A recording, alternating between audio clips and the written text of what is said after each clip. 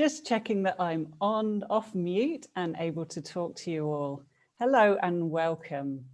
Welcome to Western Sydney Community Forum's interactive live stream forum today. My name is Clare Babbage and I'm your host for today's session. First thing I would like to do is an Aboriginal acknowledgement of the land that I am on. I would like to acknowledge the traditional custodians of the many lands that we're meeting on today for our session. I am personally standing on Gundagara land in the Blue Mountains, and I pay my respects to the elders on this land and beyond to your lands, both past, present and future, and would like to acknowledge with respect any Aboriginal friends and colleagues that we have joining us today. First thing, I would like to thank you for joining us today. And just to give you a little bit of an update on the forum's live stream and why we've done this. These forums are a series of sessions that bring people together across the community services in Western Sydney during this time where we're dealing with COVID-19. We want to provide information for you on priorities such as contractual impacts, service continuity, service gaps and strategies. The sessions that we want to run are about increasing access to information whilst we're all isolating and provide a platform for you to share tools and resources. It's a really uncertain time for people. There's a lot of uncertainty in the environment, especially in the social sector and across our very diverse and amazing Western Sydney landscape. I would really like to acknowledge the huge role that human services industry is actually playing in the everyday lives of not just Western Sydney, but actually across communities across Australia. Those people who are experiencing vulnerability and who are in crisis due to COVID-19 are being served by you, by the human services industry. And it shows just how vital you are to day-to-day life in our area. Our session today is about leading an organization through the COVID-19 crisis. And it's an opportunity for you to contribute and ask questions. And how do you do this? Well, you can do this by clicking the raise hand button on your device and you join a queue, which we will then invite you to share, and we will unmute you so that you can ask your question yourself. If you prefer, you can also type in a question using the Q&A button on your device and type your comment or question, which I will then read out for you.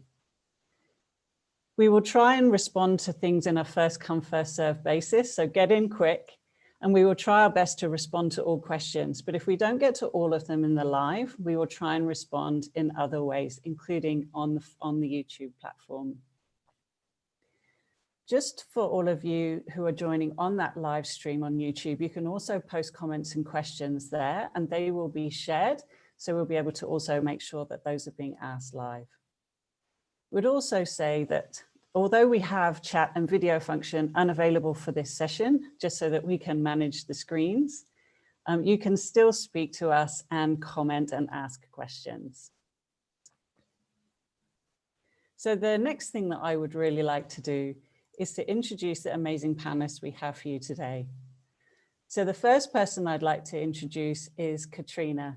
Katriina Tahka is a Chief Executive Officer of A Human Agency. A Human Agency is an amazing, small and bespoke HR company based out in Sydney, and she has a huge amount of expertise in HR. I would also like to introduce to you Cindy Lenferna de la Motte. She is an expert in digital engagement and is the head of customer and community at Harvest Digital Planning. Cindy really understands digital engagement and as a founder herself understands both small and large businesses. The last person that I would like to introduce to you is Angela Haynes. Angela is the head of restructuring services at KPMG in Greater Western Sydney. And Angela has an amazing framework, which I'm hoping that she will be able to share some of it with us today, which is about strategically planning for the future during times of difficulty, disruption, and hopefully it wasn't just crisis that you created that for, Angela. So hi, how are you all today? Good to be here with you, Claire, and lovely to be on the panel with such amazing women bringing such diverse perspectives, and I hope we'll be able to deliver some nuggets of gold to all of the people that have attended today. Thank you. How are you, Kat? Good. It's nice to stay connected to lots of different communities. It's lovely. I think we all need that for energy. We're, you know, obviously at home for many people and sometimes at work, but our spheres of connection have narrowed somewhat. So when you talk to different people, it's actually really refreshing and lovely to hear and see what's going on. And how are you doing, Angela? I'm great. It's actually a real pleasure to talk to the community services sector. I think it's an area that really, it's working twice as hard perhaps than some of the other sectors at the moment. So it's lovely to have the opportunity to have a conversation with the sector. And it's absolutely fabulous to have you all here. Thank you so much for spending some time with us today and adding some value into the Western Sydney Community Services. Just to start us off, I'd love to ask each of you a question. From your perspective, in these pretty extraordinary times, what do you think organisations are struggling with and why? Like, what do you think are some of those key issues? Do you want me to kick off? Go for it. Thanks, Cindy. I think one of the things that we're seeing from our perspective has obviously got a digital lens, but we're seeing particularly small and medium-sized organisations, whether they're private or not-for-profit or even governments, just haven't accelerated their digital transformation agendas or capability building. And they've really been exposed in this period of time where things change so quickly. And so I think that that's something that we really need to focus on going forward, and certainly something that I can talk on more, but that's something that we really have seen in the last sort of 3 to 5 weeks. Yeah, so that's great to hear that you can speak from the people who are putting their hands up and coming to you guys for help. Angela, Katriina, what are you guys seeing? So we're seeing cash flow as being a challenge, and I know cash flow is different for depending where you play. I guess I look at the community services sector, and there's actually increased demand, increased need, and cash flow typically in the sector can lag. So it's how do you work through an environment where cash flows aren't used to be, demand is up, and you've got these other new issues that the environment's bringing. Thanks, Angela. Yeah, it is quite difficult to manage when you get paid Sometimes after the theatre services have been delivered, but demand goes through the roof. Thank you. Katriina, you said that, I know that when we spoke, you've been very busy answering questions. What are the things people are struggling with from your perspective? Look, I think at its pardon me, highest level, I'd say it starts with, there's a lot of fear. So both as people who are running organisations and people who are working in them, it's just a very human place to start. They're worried about continuity, they're worried about their job, they're worried about how are we going to do this, are we safe, can we continue? And there's a lot of fear sitting beneath that, but then there's bravery and people want to push on and continue to do things. So the questions we get from employers and workplaces are, how do we create a safe way of working? You know, the employer or the organisation wants to do that. And similarly, the people who are still doing things want to know that they are able to continue to work in a way that is safe and that their job is safe. So I think we've spent quite a few weeks in a very fundamental place of like dealing with security, organisational security and individual security, and getting the frameworks and, you know, payments and ways of doing things in place to underpin that and allow that. Can I ask a follow-up question with that, Kat? Because I'm sort of curious, what do you think are sort of the best practice ways or advice that you would give people who may be having to roll out new policies and procedures because things have changed so much, on how to make sure that a workforce that maybe now is actually not coming together as much and maybe working sorts of different shifts?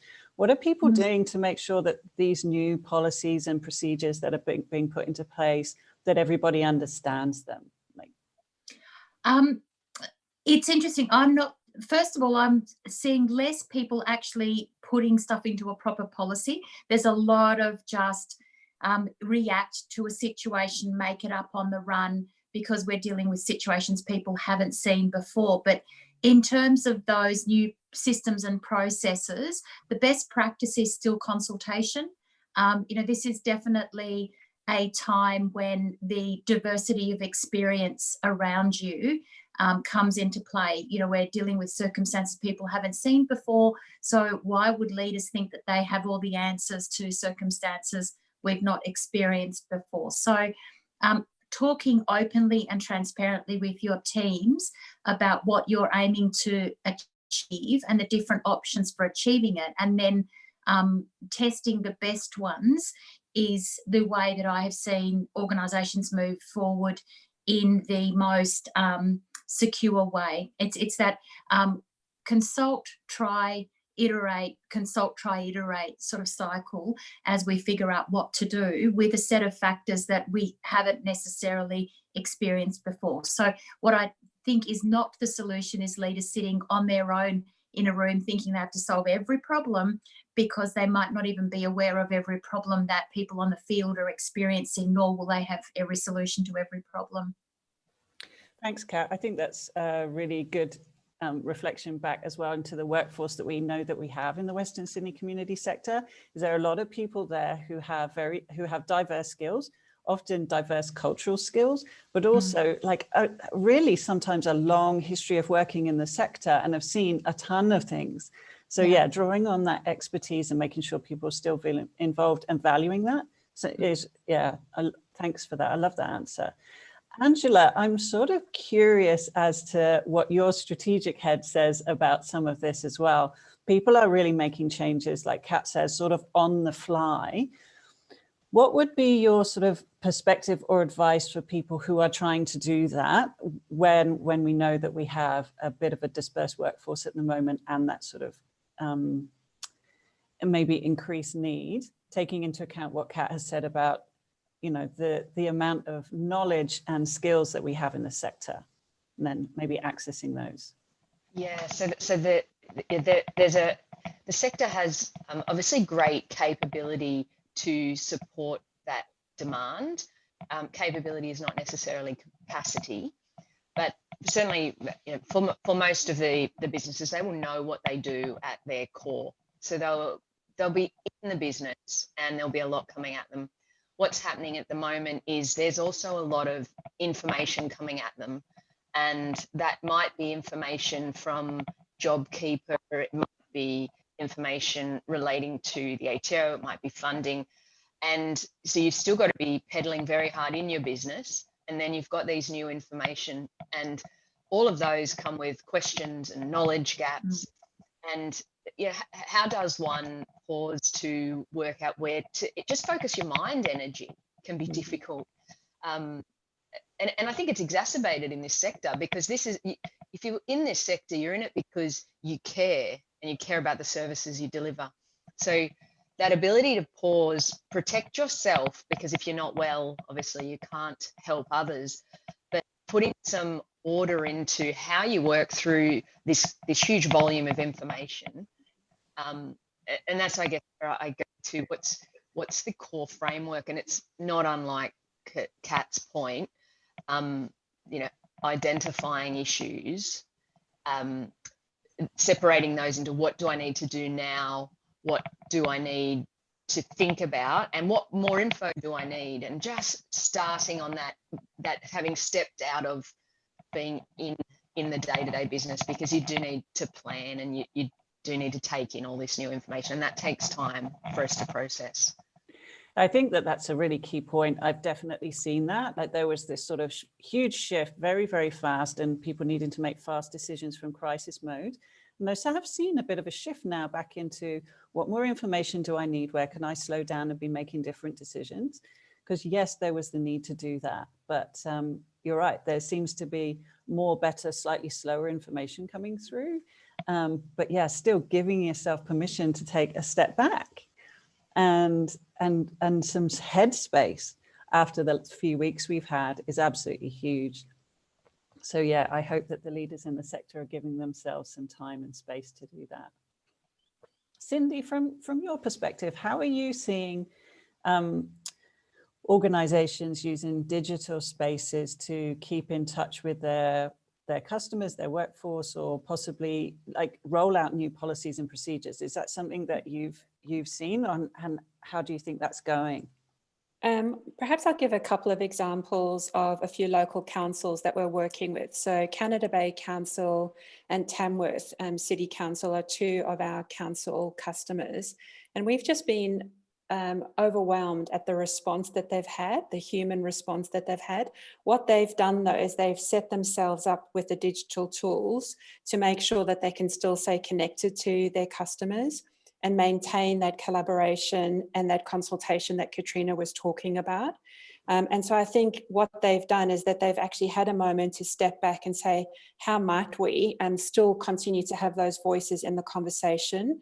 How can we make sure that when we're looking at policy discussions, that we can still have consultation and that we can still have ideas coming through and not just be making decisions? And so they've been using the digital tools and the digital engagement platforms that they've got to make sure that they're continuing to consult. And as they continue to consult, they find out new things about what is possible in the community and where the gaps are. And that's been really inspiring for us to see how they've just taken this really human approach and very much said, we don't have all the answers, but it's our intention to maintain the conversation and maintain the collaboration. And, you know, like all of the people in the sector, and as Angela said, there's just this deep sense of care, and they've approached it in some really innovative ways. And also some really humorous ways, which I think Australians really love. As soon as you can sort of put a bit of humour in there, it makes everyone have a laugh and go, well, actually they did it, and so we can do it as well. And I suppose that's my other point, Claire, is that where we're seeing the greatest success is where organisations are connecting to their suppliers, partners, on either side of them, and saying, we're in this together. How can we actually share resources, experiences, and potentially knowledge, so that we can actually respond in a different way? And I think that's something that I think is really critical at this time, for organisations not to think that they have to do it themselves, to reinvent the wheel and to go it alone, to look around them, first to apply to their partners and suppliers and vendors and say, I need help. How might you help me? Or do you know someone that might be able to help me? And I think we've heard some really beautiful stories where people say, well, actually, I can help you, and I'm prepared to do 2 hours of pro bono work. And, you know, even being able to get some of the young people involved, you know, that universities have been very disrupted, and actually applying and working with young people and saying, well, can you help us to get the social media accounts up? Can you help us to get this working from home sorted? And I think it's those innovative ways that we're sort of seeing that are making the big difference, and they're very human ways, and they are not super polished, but they're around, we're going to have a go, we're going to try something, just as Katriina said, we'll experiment with this. Oh my goodness, that's really worked. Okay, we share it out, and you know, what's next? What's the next thing that we can do? So that's some of the things that we're seeing. Thanks, Cindy, and thanks, Angela and Katriina. Now, I'm just going to prompt our audience for a minute, because I haven't had a question yet. Not that I'm saying that I will deal with all of the technology 100% smoothly, but I will give it a go. So if you're here live with us, and I can see that there are quite a few people here, and you want to ask a question, feel free to type one into the question and answers section, or find the raise your hand in and let us know that you would like to ask a question live. That would be absolutely great if you have a question. But I still have a few more that I would like to ask you guys before, whilst we're waiting for people to type or put their hands up. If you were talking to sort of the senior leaders and managers of the Western Community Organisation, like in social services, what would you say was the key thing to concentrate on? And might throw that one first to Angela. I would concentrate on some way of prioritizing what you're prioritizing in different theatres of the business. So at some point, you're going to have to prioritize which services are you can continue to deliver, either because you've got capacity or because the demands there. You're not going to be able to be all things to all people. So prioritizing and the basis for that prioritization, it might be need, but it might also be if I try and be too many things to too many people, you're not an effective organisation. So what stays and what goes, and it might not be it's gone forever, but it might be that right now your business needs to prioritise on these things. So that would be my advice, working to a prioritisation of services. I also like what you said at the beginning of that, like what's the priority in each area of the business. I know that some of our businesses are smaller, and some of the businesses in Western Sydney Community Forum membership in Western Sydney are bigger. So they would be able to prioritise within different areas of their business as well. So yeah, even how to apply that might be different for different people. But thanks, Angela. I'm a girl of priorities. I always have a list of my 3 big rocks. I like 3 priorities for me. That works well. Actually, just you're exact. So when we say prioritise, the other element of that is what are the key issues, but what are the ones you need to do now? And they might not be the key issues, but it is take your 3. So you've got energy just for those. Don't make a list that's an arm long. Yeah, then you can also finish them, right? Otherwise, if you're trying to do 10 priorities, you never seem to get to the end of any of them. Yeah. Katriina, what would you be advising the leaders to do? What would you say that they should focus on right now? Put your oxygen mask on yourself, I think, is something that everyone needs to pause and do. I was doing some work last week with a Indigenous education department, and when I asked the leadership team what's the first thing that they stopped doing in crisis, they all said self-care. They stopped riding the bike, they stopped taking time out to go and have lunch with the kids. They stopped doing those things because they're working like the people online, like you, like our community, in an extremely highly altruistic job. And the people who are drawn to jobs like that are so giving in nature that they will give to others way beyond their own personal energy levels. And we had a group of leaders who were giving to people in need beyond their capacity to do so, and slowly falling apart. So that is not sustainable for anybody. It's also, I would say, for the leader of the business, not good role modelling. Because if you're feeling like that, chances are your team out on the field delivering the services are also feeling like that. But if they see you fronting up to every call being, I've got this, I'm going to go and I'm going to keep on working and I never collapse and I never get teary or afraid, they will also think that we all have to manage this with that same sense of bravado. So I think now that we've passed that, get people out of the traditional workforce into a new way of delivering services, I think we have to take a moment to pause and really support each other and ourselves, and then take a deep breath and go, and now how are we going to continue to do this for a long time into the future? But if everyone keeps running at 100 miles an hour, it's not going to work.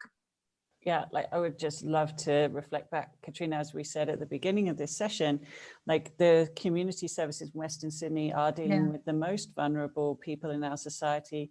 So they are going to be the last of us to come out of social isolation. And so our community services at the front line, they are at the front line for the longest haul, probably, of anyone. So yeah, oxygen mask on self first. Thank you.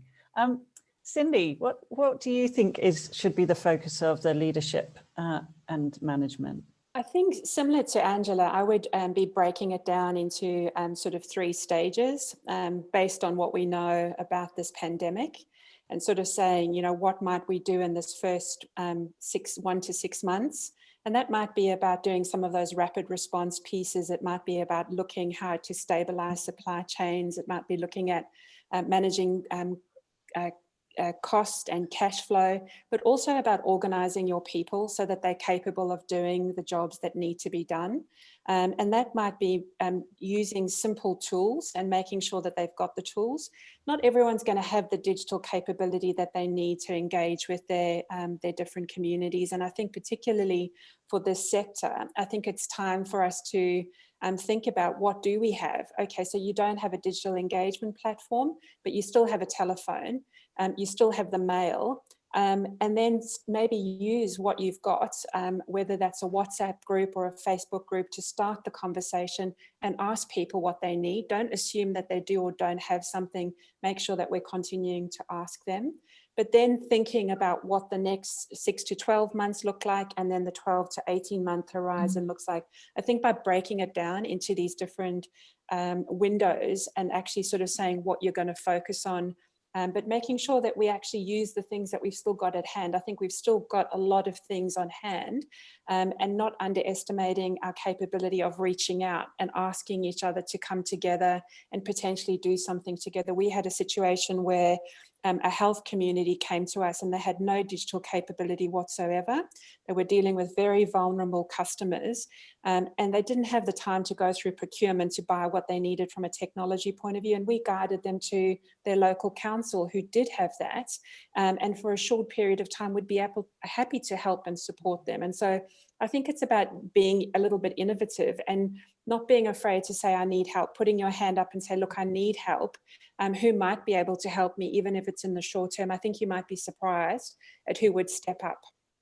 Yes, I had a great story from someone the other day who was saying that their brother's hardware store had never been so busy, and everybody was coming in and saying they were no longer going to the bigger chains. They wanted to like look after their local businesses. And I think that, yes, that's a business example, but I do feel like that is the same thing. Is community organizations are being very much appreciated right now. And you're right.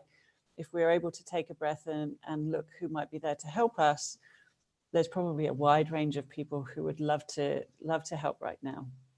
I think especially in Australia, we have this volunteering and, desire to help and mateship.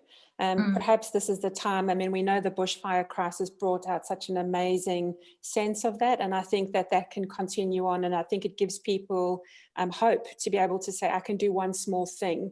And I think this is where the leaders, in clear communications, being able to say where they're going, what they need, and asking for ideas, don't have to do it all themselves, but it allows people to contribute and be part of the solution. And we know that people have those connections. I love what you said about if you don't have a fancy platform, digital platform, there is always the phone. It's almost like we've forgotten. And mail, it's actually quite nice getting mail, isn't it? Like you forget. We should definitely bring that back into fashion. Well, I think one of the things that I would just share is we're a digital company. We work all around the country, but we've been looking at putting these care packages together for my team. So if they're watching this, they might know now that I'm sending that to them when I can get to the post office. But putting a little care package together with a little box of tea and a book recommendation and a little card, and so I might not see them for another 9 months, but they'll know that I'm thinking about them, even though I speak to them on Zoom. There's nothing like that little thing where they open a package and they've got that little bit of, that couple of things of tea from Twinings or whatever it is. So I think I would definitely challenge, like, what are the small things that we can do to keep our teams going as well? Because just as Katriina said, we might not be able to all be in the same office. And for people that are not used to working from home, even not being with your team can be quite isolating. So I think, as leaders and as managers, what can we do to bring our teams together and keep their spirits up? And they then flow that on. Yeah, I did also hear, so I'm giving away trade secrets, another organization did a lunchtime online Zoom karaoke for their staff. Apparently it didn't just go to singing, there was dancing around the living room going on and everybody had a great time. So I'm just going to have a look here. We do have some questions. Let me see. Margaret has a question and I will just make sure that she's been unmuted. Margaret, thank you for joining us. What's your question? Hi to my colleagues out there. See you on the other side. My question goes along with that team support and the issue of when we do get to the other side, the rebuilding of people working remotely and then coming back into the workplace. A lot of organisations aren't just thinking about their clients and contacting those more isolated people and having them return and get rid of fears, but also the issues around employees as well. I think that that's going to be a major issue. Thank you. I agree. Yeah. Do you guys have anything you'd like to add to that? I'm seeing a lot of businesses already talking about recovery planning, quite rightly, because even though we galvanise people exiting the traditional workforce reasonably quickly, I think bringing them back in will not be as instantaneous and quick. It won't be a matter of, you know, okay, this is the day, let's all go back in, because people have modified the ways they work. They've modified some of their expectations of those things. They might not all want to return to working the way it was. I think we will need to be open to reassessing what modifications that we've learnt to do were temporary and which ones are improvements. A bit like Cindy said, there are some things that we're doing that are improvements on the way we used to behave. So there's going to need to be a piece of checking back into our strategy and going, the strategy needs to grow and change. I'm sure Angela's got thoughts on this, but our people strategy will have to change. It's not just that we went on pause and we go back to normal. So that's quite a fundamental shift in the way we bring people back. Also, I think we will have to overcome, again, still some fears. So we're going to have safe buildings, safe jobs, safe work practices, and they won't all be in place on day one. So I think the returning to work is going to need a slower transition back in than the way in which we exited out of the traditional way of work. And people are quite worried about that already. One of the things that gives me a bit of hope around that, Katriina, is that I think we'll see schools going back first. Yeah. And that they will be doing that in a staged way. And it might be, although it might not be our workplace, we might not work in education, it will be interesting to see how that goes, how they manage it. And it will be a very big experiment that we'll all be able to learn from, hopefully. Claire, can I add something there? Yeah. I just feel, Margaret, one of the things that I'm really hoping that this will do is actually help us to innovate at a level of really thinking about what is important and what is work and how can we serve our customers better. And that doesn't always need to be all of us in an office from 9 until 6. I think when we look at some of the progressive organisations, they've already broken some of these molds, and some of social services are really lagging in this area. So I'm hoping that this has been almost a vitamin B injection for the social sector to actually think, do we all need to be in the office? Do we all actually need to be working 9 to 5? How do we achieve the outcomes that we need to for our customers? And rather than putting those really rigid structures around, actually really looking at the innovation. So not making people commute for 3 hours a day and actually giving them that time back to actually do their caseloads or rethinking about how they can serve their customers better. And I think this is going to be a real challenge for managers because they've often looked at how long is a person behind their computer? Tick, they did 8 hours, rather than they've actually delivered the outcomes and the inputs. It doesn't matter how long it took them to do that, if they did it in a day or 2 days. And I'm really hope that they will see some revolution in Australia right across the board in all sectors, but particularly in social, where we can give our social people back some of the time and not be expecting them to just be sitting in front of their computers. I might to both Cindy and Kat. There's actually a language I heard this week called refuse to return. And I heard that in the financial services sector, and they're looking at what are their critical issues right now. And they use refuse to return. I guess we look at businesses, regardless of the sector, have been trying to digitize effectively for a while now, and have achieved potentially what they may have been doing for a number of years, have achieved that in potentially 2 months. So there's a refuse to return which is also leverage what we've done and keep this momentum, maybe not at such pace, but keep this going forward. Because if we think of what's happened,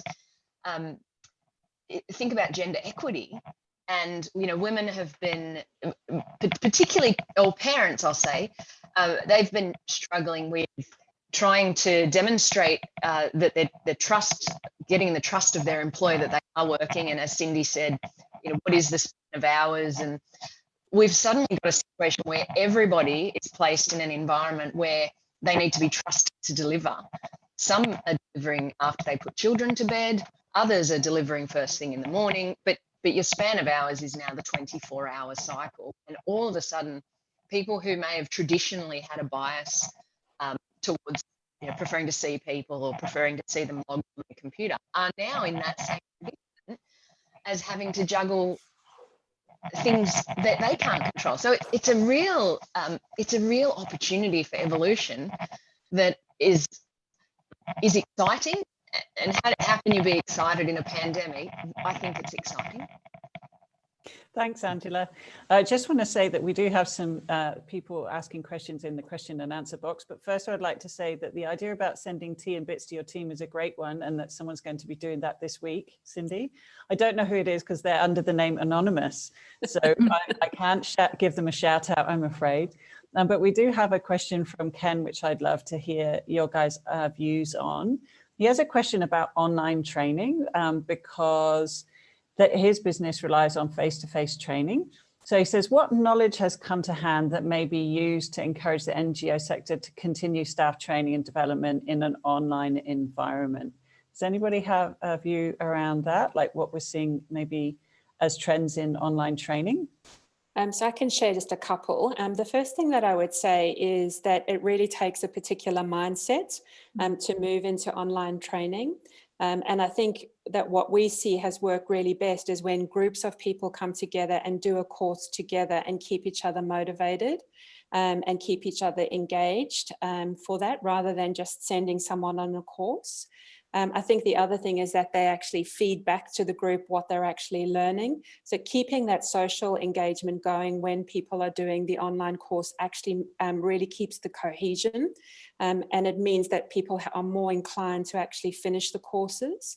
I would also say from an online learning point of view, there's this view about Zoom fatigue.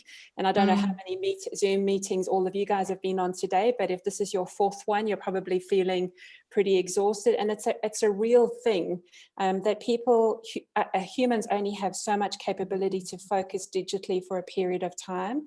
And I would really say online learning works when it's sort of that 60 to 90 minutes and no more a day, because people just actually can't concentrate for longer than that. So those are two of the big things that we're seeing coming through. Claire, can I add to that? Because we do deliver a lot of training. I think the other thing that I've seen is there's a difference between training that has been specifically designed to be delivered online to courses that were previously run face-to-face, but will now take you through the 2-hour PowerPoint deck via a Zoom meeting. To Cindy's point, they've got very different outcomes. So there's a lot of learning that is being gobbled up and is very good delivered virtually when it has been designed to be delivered as such, not just that someone's gone, quickly I'm going to run to an online forum. And you've got to break it up with adult learning principles. You've got to break up the way that is developed, because people just zone out and they're clicking away on their keyboard, and that's not training to me. That's actually compliance. You've told people they have to sit through a mandatory 2-hour thing. They've watched it. They've actually designed, their dinner plans, and that all they've done is tick a box. But if you want people to be actively engaged, like Cindy said, get courses that are designed for that mode of learning, that break it up with lots of different methodologies of delivering that training. And so the good providers are spending time reframing their learning offerings to adjust for this. And it does involve little breakouts, even with groups and group works. It's not just 2 hours of Zoom. Thank you. I see also we have another question here from Gregory. So if Gregory can be unmuted, maybe we can hear what his question is.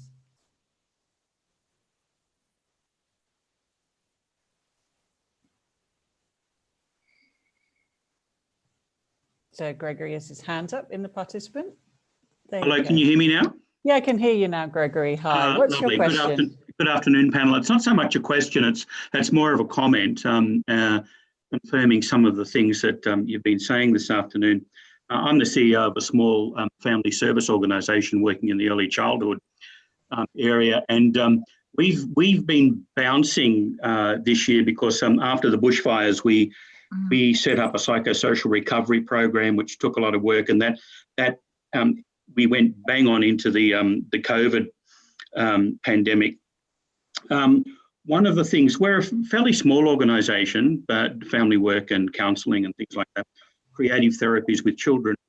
We've adapted using a whole lot of online Facebook social media to maintain contact with our clients, and it's worked really, really, really well. Staff are by and large working from home. They have a combination of being able to use the office. It's a bit hard sometimes when you've got two parents working from home with 10 kids in a two-bedroom flat to do your kind of, confidential conversations with people. The other thing that we did, though, which we're quite proud of, we took a gaming app that gamers use and modified it so that all our organisational processes can continue online. Our meetings, we check in with staff and things like that, and that's worked really, really well. And I like what Angela said about refusing to return to normal, because what it's prompted us to do, our parenting groups and other groups, we're using this term 2 space to organise the capacity to do this online. Not that it becomes the only platform, but it becomes something that's more accessible for our client group going into the future. So yeah, we've never been busier, and I think what Cindy was saying in regards to fatigue, what we are noticing is that while people are working from home and using a whole lot of different platforms, that they are quite tired and juggling family duties at the same time. So, but thank you. Your comments have been very helpful. Thanks, Gregory. There's actually another question here on the question and answer that I'd like to tag on to the back of your comment, because I think that they come together and then go back to the panel for what their thoughts are. And this question comes from Anita, and she says, one of the current challenges for the sector is service continuity and meeting demands. So what Gregory was talking about there. At the same time, we're also seeing different emerging social needs. What are some of the ways we can meet the emerging needs and approach our work in a proactive manner in this sort of current environment? So I sort of can see the connection between those two. So I might go to you first, Angela, if that's okay. What are some ways that we can meet sort of emerging needs as in this sort of current environment, considering that most of the organizations that we're talking to today also have existing contracts for delivery of work? Yeah, so I guess emerging needs, if you've got to think outside what your business as usual is, you are probably going to need revenue sources to support being able to deliver some of those expanded services.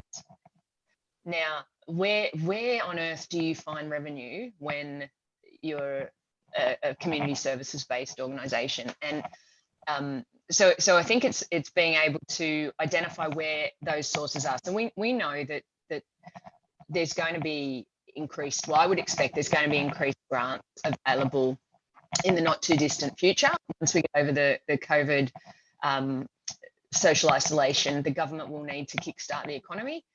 And the kickstarting, I hope, is done by way of government support that supports growth and supports productivity. Now, they're very businessy languages, but if you bring them to the social services sector, they're supporting expanded services, they're supporting the expanded need.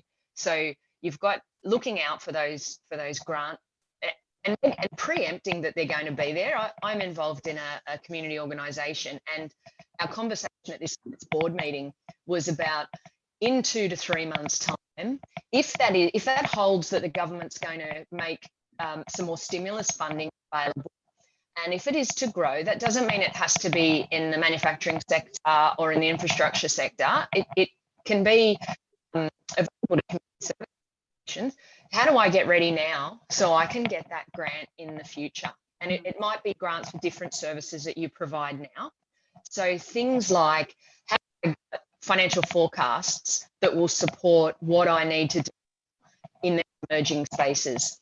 Have I got the basics together to be able to support my business strategy to meet those needs? So it's again this planning function, and I know planning in a crisis is I'm constantly trying to do it myself, but it's thinking about these sources of revenue and what you need to have ready to be able to apply for those, and that could be sources of grant revenue. It might be going back to your benefits, and it might be putting a business case to your benefactors on why you need a different type of support, why you need additional support. So I guess my point is look for how you're going to fund these expanded services. Yeah, I would also love to go back to what the question was saying around emerging needs. Like, it's also about having evidence for those emerging needs to then know which of those new grants you might be able to apply to, because actually your normal service group might suddenly have something different that you're not funded to provide. But if you've got the evidence and can make that case alongside that strategic and business case, you can use that consumer voice. I think that would make for a very compelling argument. Hope I'm not too off track there, Angela.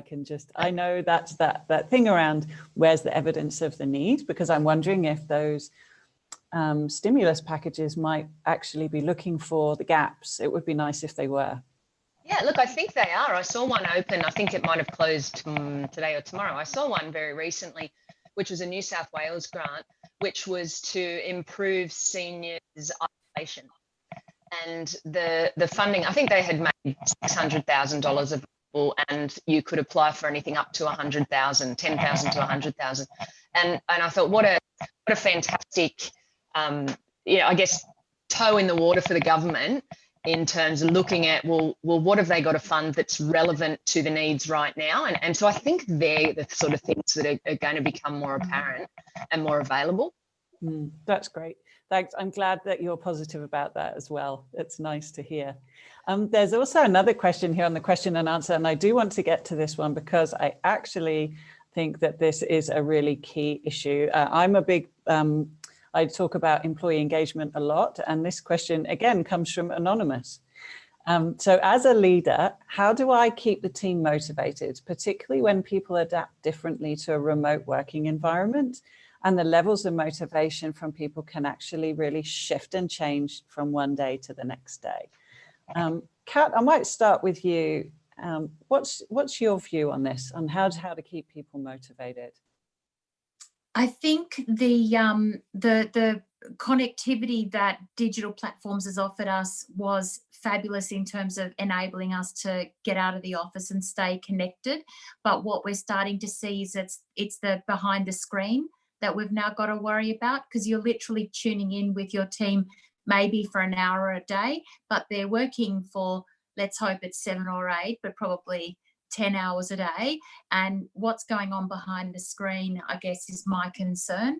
Are people sort of showing up chirpy and chipper, but then, really falling apart later on? So the I guess, challenge with genuine employee engagement now is getting to authentic communication about how people are going.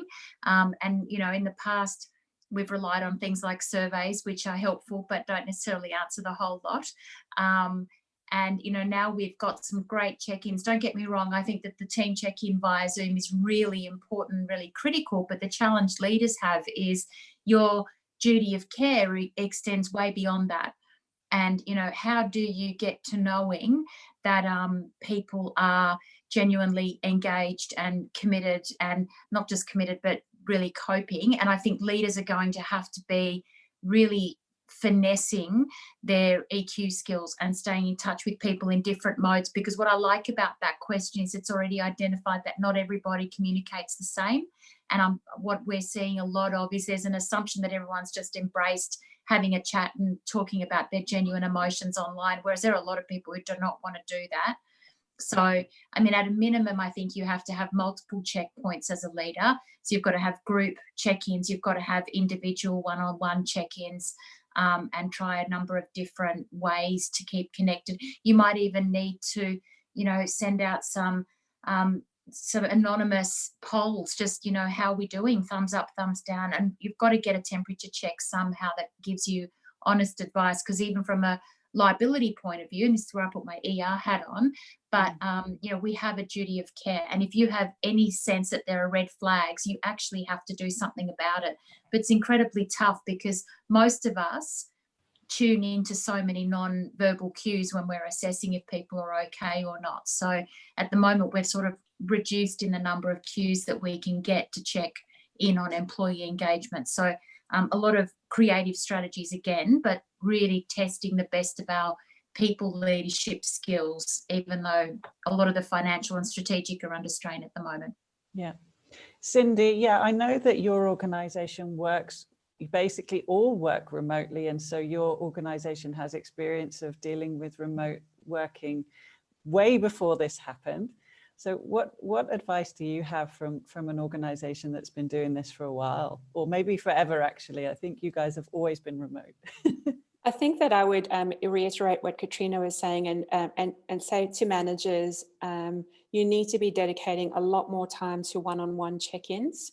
So, you know, where you might have been doing it once a month, you actually, that's what, you know, we were sort of looking at, but I'm now doing it in some cases twice a week, particularly with people that I know that are struggling with where they might be or what their family situation is. So I think those check-ins are really important. And then we've started to do things like actually assessing our own, I suppose, health, how we're actually going. And we did a couple of really small things. We use Slack. And so we make sure that we say good morning to each other just on Slack every morning. So everyone says hi to each other before we start our stand-up. We do our stand-up. And then when we go to lunch, we put a little emoji in and we say where we're going and what we're doing. You know, I'm going to get, you know, if you've been lucky enough to get pizza, you get pizza. Maybe it's just getting, you know, leftover lasagna. But, you know, those little nuances of what we were used to. And then we always say good night to each other. See ya, I'm off now. And these kind of small little nuances and social niceties have actually put the human back into the world that we're working in. And so we do this all the time, but we're constantly checking in and saying, you know, how do we make sure that we bring this in? One of the things that I would say that we found working from home all the time is actually overwork is probably much more of an issue than underwork. And so I'm constantly having to say to my guys, actually 3 o'clock on Friday, you've delivered what you need to do. I'd like you to go off now, or taking a slightly longer lunch if they haven't been able to get toilet paper for a week, or, you know, go and do your grocery shopping now where it's, you know, it's a time that you know, the kids are away. So being really tuned into what's going on in people's lives and actually giving them time. I think this whole thing of business as usual and looking at productivity is not something that we can do right now, but we have to manage that at an individual level, and ask for our people what they need. I think we don't have all the answers, but asking our people, what do you need and how can I support you? And they provide those leads. I'd love to add to that. Like, I agree that one-to-one communication is so important. And one of my friends who's a leader, she's sort of struggling. She started a new job during this, so she's trying to get to know all her team remotely, which is quite weird. She takes them for walks. Like, she walks and they're walking, and it's a phone call. They're not doing it by Zoom. And I just love that idea of combining a little bit of activity with the conversation. You know, it allows for a little bit more of a relaxed atmosphere. I thought I like that idea. I should have more. I like that too. Yeah. Sorry, I was going to say, Claire, I love that too, because not everyone feels comfortable opening up like this. Whereas if you're out walking, it's a lot more, it's not as confrontational. So if you've got something really vulnerable and revealing to say, you're more likely to do it while you're walking in the sunshine. Can I just talk to a personal experience recently? Cindy, you were talking about, you know, connecting and being engaged and overworking as well. And I'll just give you a personal example recently. And I'm adjusting to working from home. I always had great flexibility at KPMG, but this sitting at a computer all day, I'd like to celebrate that I have a great work ethic, but it was getting beyond ridiculous to be, you know, looking up and realizing I hadn't even sort of walked out of the room. And I found last week in particular, I'd been working on a project. It was quite intense, and in that I hadn't been connecting with my peers, my team, my clients. I'd really become a little bit isolated and a little bit focused on what I was working on.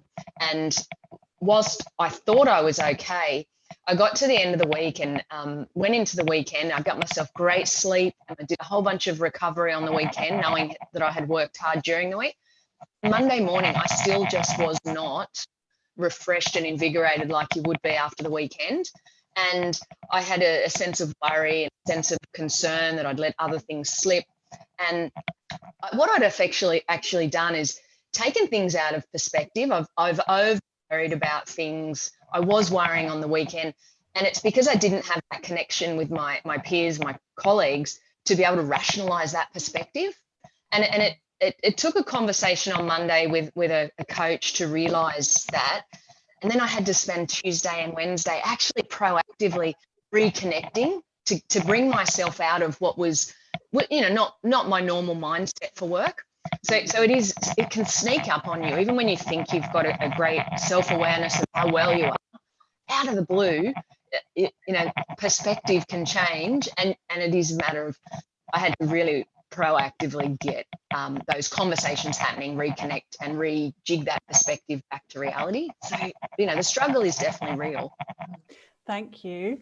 Thanks, Angela. I think it's great when our panelists share some of those personal experiences, because it isn't like we're all doing perfectly well out here on the panel. We all have our own struggles, but I'm mindful of time, and I'm afraid we're at the end of our session today. So I would just love to thank you all for being here. Katriina, Cindy, Angela, thank you so much for sharing not only your personal experience, but your experience in the last few weeks and the wisdom that you bring from your careers to the community services sector in Western Sydney. For me, what I've really heard come through is, like, look after yourselves first. Make sure that you are using the wisdom and ideas from your teams during these times of change, because you don't have to have all of the answers on your own. And definitely hearing that, like, look to your partners, to people that you have relationships with when you need help and support, because you might get some advice there. Also as well, take some time to think and be strategic, and think about that in maybe in different chunks of short, medium and long term, and take seriously the well-being of your staff who are working from home. For me, there were a couple of comments that I didn't get to, but I don't think any questions. So I just want to thank everyone who was interacting with us live today. And I would like to remind everybody that the Western Sydney Community Forum has got a range of services to support the community sector during this time, including an impact analysis that informs priority servicing, a clearinghouse on service continuity during COVID-19, a question and answer portal, rapid in-house service continuity assistance if you need help, and representation and advocacy on key community priorities during this time. So if any of our members need support, please do reach out and contact us if you have further questions. Again, I would like to thank all of our attendees.